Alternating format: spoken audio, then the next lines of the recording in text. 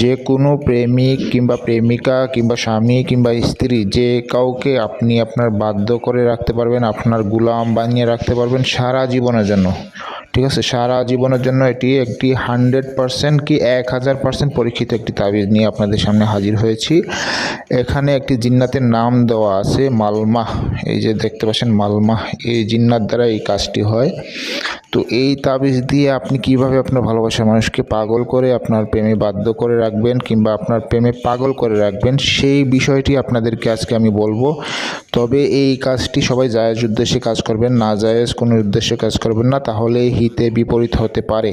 এই যে এই নকশাটি যে কোনো শনিবার অথবা মঙ্গলবারে এই তাবিজটি লিখতে হবে। যে কোনো সময় আপনি লিখতে পারেন, কোনো সমস্যা নেই। ঠিক আছে, যেভাবে আছে যে এই নকশাটা যে কোনো কলমের কালি দিয়ে লিখতে পারেন, কোনো সমস্যা নেই, তবে জাফরানের কালি হলে ভালো হয়। এই তাবিজটি লেখার আগে অবশ্যই পাক পবিত্র হয়ে নেবেন, অজু করে নেবেন এবং 3 বার অথবা 7 বার দুরূদ শরীফ পাঠ করে নেবেন। ঠিক আছে, তাবিজটি যেভাবে আছে ঠিক সেভাবে লিখবেন। তো এই তাবিজটি লিখে আপনারা ভাঁজ করে একটি কবজের মধ্যে ঢুকিয়ে দিবেন। আমি একটা কবজ দেখাই আপনাদেরকে। এই যে দেখুন বন্ধুরা, এইরকম কবজের মধ্যে ঢুকিয়ে আপনারা এটিকে মম দিয়ে সিলগালা করে দিবেন। ঠিক আছে, কিংবা মম দিয়ে আটকে দিবেন। এই তাবিজটি এই কবজের মধ্যে ঢুকিয়ে মম দিয়ে আটকে দিবেন। ঠিক আছে, এরকম ধাগা অথবা তাগা দিয়ে যে কোনো উঁচু গাছে লটকিয়ে দিতে হবে, যে কোনো উঁচু ফলদার গাছে লটকিয়ে দিতে হবে।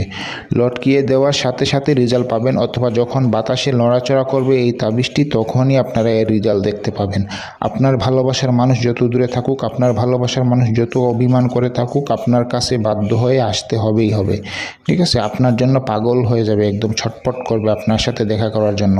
তবে এটি জায়েজ কাজে ব্যবহার করবেন, না জায়েজ কাজে ব্যবহার করবেন না। আর কোনো কিছু বুঝতে অসুবিধা